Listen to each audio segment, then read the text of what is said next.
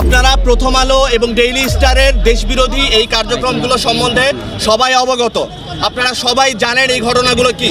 আমরা শান্তিপূর্ণভাবে এই কার্যক্রমগুলো চালিয়ে আসছিলাম। শুক্রবারের দিন জুম্মার নামাজ আমরা আদায় করেছি।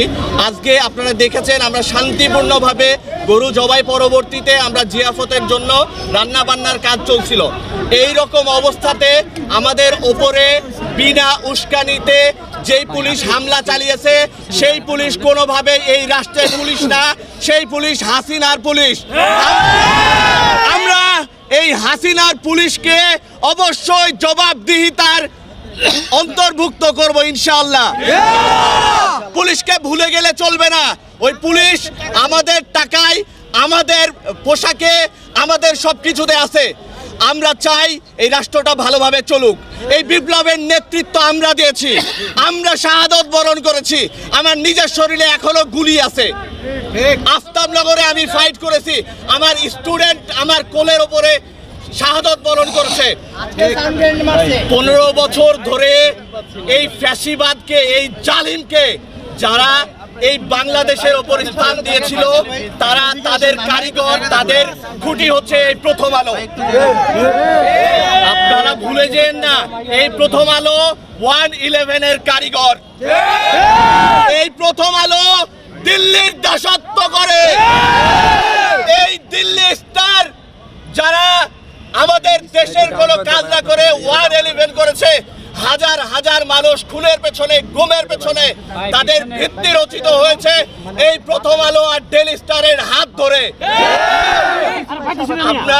আপনারা কোনোভাবেই মনে করবেন না এদেশের ইসলামপন্থী জনতা খুব সহজে এই দিল্লির আলো, দিল্লির স্টারকে মেনে নিবে। দেখেন, আমরা শান্তিপূর্ণ সমাবেশ বলে আমরা খুবই নিয়মতান্ত্রিকভাবে খুবই অল্প সংখ্যক মানুষ আমরা এখানে এসেছিলাম। একটা কথা মাথায় রাখেন, 2013 সালের হেফাজত থেকে শুরু করে প্রত্যেকটা জায়গাতে আমরা এত সংখ্যক আবাবিলের মতো আসবো যদি আমাদের সরকার, এই নাহিদ ইসলাম আমাদের সরকার, এই আসিফ মাহমুদ আমাদের ছোট ভাই, আসিফ নজরুল আমাদের স্যার, ঠিক আছে? তো এইগুলাকে আমরা বসিয়েছি ক্ষমতায়, আমাদের রক্তের ওপরে এইগুলা ক্ষমতায় এসেছে। কোনোভাবেই মনে রাখতে হবে, কোনোভাবেই আমরা এত সহজে এই ইন্ডিয়ান আধিপত্যবাদী প্রথম আলো এবং দিল্লি স্টারকে ছেড়ে দিব না ইনশাআল্লাহ।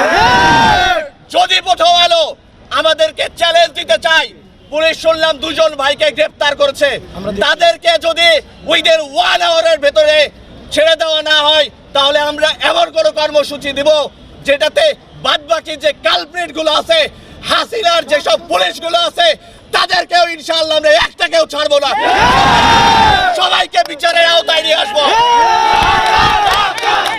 আমাদের